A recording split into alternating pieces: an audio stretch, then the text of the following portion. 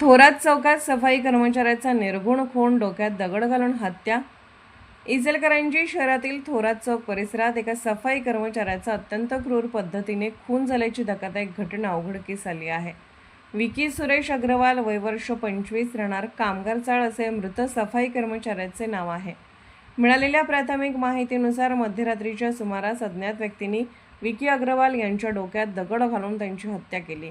ही घटना आज सकाळी सुमारे 6 वाजण्याच्या दरम्यान उघडकीस आली असून परिसरात एकच खळबळ उडाली आहे. घटनेची माहिती मिळताच गावभाग पोलीस घटनास्थळी दाखल झाले असून पंचनामा आणि तपासाची प्रक्रिया सुरू करण्यात आली आहे. खुनामागील नेमके कारण अद्याप समजू शकलेले नसून पोलिसांकडून विविध अंगांनी तपास सुरू आहे. दरम्यान महानगरपालिकेचे सफाई कर्मचारी मोठ्या संख्येने घटनास्थळी जमा झाले असून नातेवाईकांनीही घटनास्थळी गर्दी केली आहे. परिसरात तणावपूर्ण वातावरण निर्माण झाले आहे.